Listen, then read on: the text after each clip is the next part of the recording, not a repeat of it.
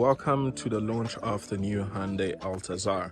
This is the replacement of the Hyundai Grand Creta. It is less expensive. At the entry level, you're looking at 20,000 Rand less than the Grand Creta. So you still get the same engine, but this one are exclusively available with the 6-speed automatic transmission. First impressions. Yes. Struggling with the seating a little bit. Okay. Feel it's hard to find that sweet spot. A couple of cars have that, and this is personal, but can't quite get the seat low enough. I'm finding the seat a little bit on the hard side, and that also reflects in some of the materials. Like you pointed out when we got in, the armrest is just a little bit firm, shall we say. But NVH is good, not class leading. Not bad. This is the executive, not the elite, so it's missing some toys. I think calling it executive and not having climate control, just having an aircon is an interesting choice. What is it? 600,000, so it's 599,900. Yeah, which is quite a lot of money. Yeah, it's nearly 100,000 Rand to the elite, but the elite is bringing the stuff that you probably want if you call yourself an executive, like the adaptive cruise control. But then we do get the CarPlay, we get the buttons for everything, and no wireless charging. We do have wireless charging. It doesn't seem to be charging. Yes, that might be the case on the phone. Two USB ports. An advantage of the executive over the elite is it comes with 17-inch and not 18-inch wheels, making it more comfortable. So improves the ride quality, which definitely improvement. And ride quality is good. We haven't had a corner to push it through, but I think that the actual support is there, normal imperfections, brakes are crisp as we just found out. Also steering is not that weighty, but I think it's classic Hyundai in a good way. I don't have a problem with that. Packaging's good. I think the packaging is really good. A lot of hard plastic. Yeah. I think where they've got the piano black plastic is a little more successful than the matte. Having it. The matte just feels cheap and seems to take some marks up, which on a brand new car is interesting. Sound system has been pretty good. I wouldn't call it impressive, but it is good. Events. We have what is becoming normal, the overly clicky sounding indicators, which you can hear in the background. I think I've slowly got used to those indicators, but I'm not saying that as a positive. It's not bad. All in all, could I live with this? Yeah, I think so. Would you pay this, or would you rather go for the Grand Creta, which the entry level actually is about 20,000 Rand cheaper. Yes, that's really interesting, and snuck in under the 500,000 Rand mark. I think designed to give the Chinese competitors a run for their money. I deliberately hit the pothole line there. And it was very good. Excellent. No clunking, no. We have a little warning there. Some minions telling us we're about to hit one of Stellenbosch's famous traffic cameras, which are absolutely unavoidable. This would be where the adaptive cruise control would be a pleasure right now. But I think Hyundai's got a winner here, but I think for this derivative, I think it's a winner on price rather than features, which is new old for Hyundai. It was Hyundai's initial strategy. I think for a 7-seater and a diesel, 600,000. It's a sweet spot. It's definitely a sweet spot. Interesting that top of the line now for Hyundai is diesel and diesel and diesel and diesel. The petrol is where you shop down, not up anymore. And that says a lot for South Africa's buying public. I think you're going to have a real bifurcation of the market, and it's not going to be between petrol and electric. It's going to be between diesel and electric. And that's okay. What is unusual is how close the dash is to you with the packaging. Yeah. which is not necessarily a bad thing. Cars have had them further and further away, Yeah. but this is getting closer. And the view is quite good. Like, Yeah, yeah. I feel like we're sitting a lot closer to the windscreen on the dash than we normally do. Definitely. And I think that's quite clever packaging wise. I think they've given a lot more of the nearly 5 meter length. Mhm. What was the length of this? 4.56. Yeah, they've given 4.56 meters. they've given a lot more of that to the passenger cabin than they have to the bonnet. And the visibility is not bad. It's good. You can see the bonnet. Yeah, quite easily. I've got no pillars in my peripheral vision whatsoever. I think a good job there. All in all, good. I do think though that I wonder if this model is going to outsell its more expensive. The 2 liter.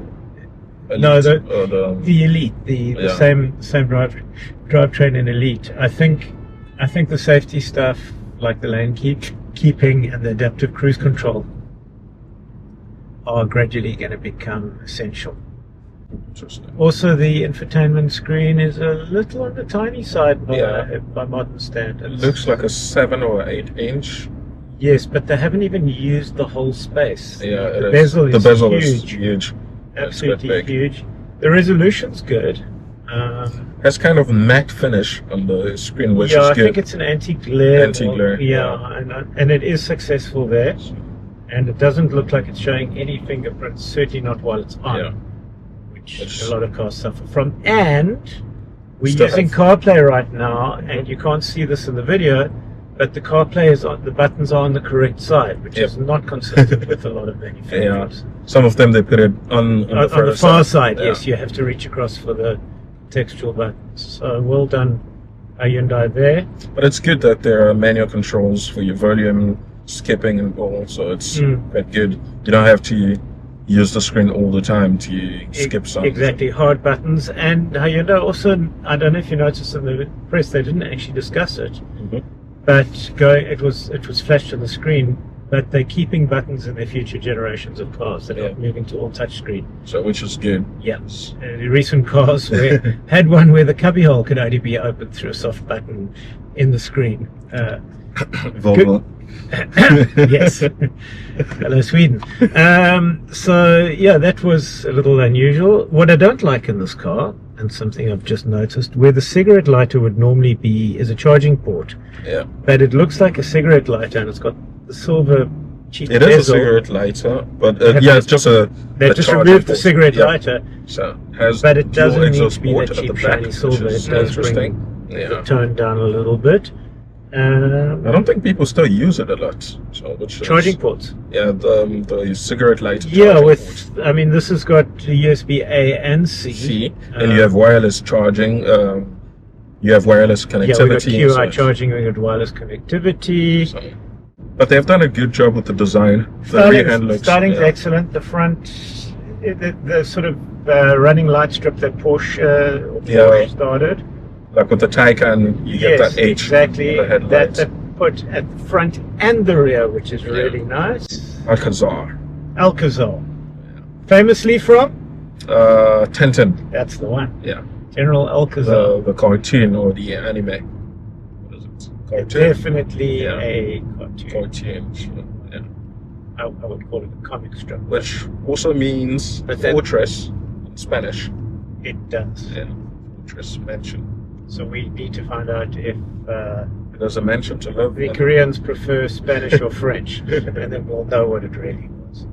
But nice differentiation between the Creta and the Grand Creta, sorting out some model confusion. So what are your thoughts? So far so good. I do like the ride quality, feels good. It's not firm, it's not too soft, it's somewhere in the middle, which feels good. Brakes are good. Which of the features between this, the Executive and the Elite, would you be prepared to pay for the extra nearly 100,000 rand that the Elite will set you back?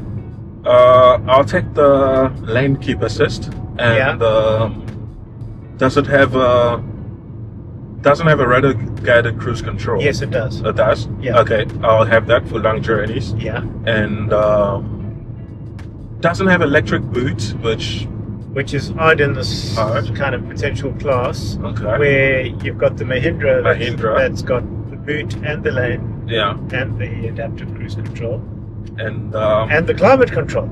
yeah, and I'm surprised it doesn't have a 360-degree camera. So, which is Yes. also another thing. You would have expected Hyundai with its history of pioneering Mm-hmm. this kind of technology at the low wouldn't give all that glory to Mahindra, Yeah. who is pioneering it So, at, in fact, a category below this. yeah.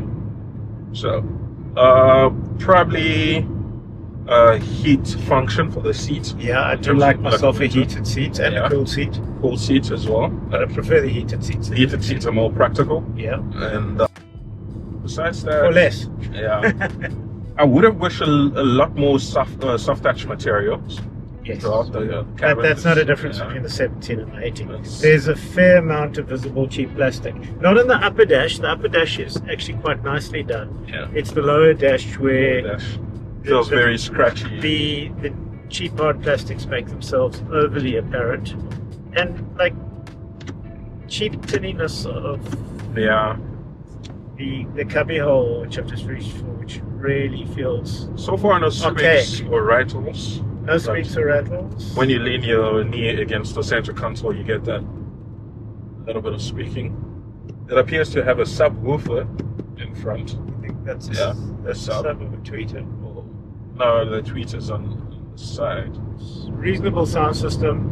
Interestingly, in this model, they haven't gone with a branded sound system Yeah. and done their own stuff. What do they usually go for? Well, JBLs? I don't know. I can't remember what a Hyundai has on their upper end. It's one of the Swedes, wasn't it?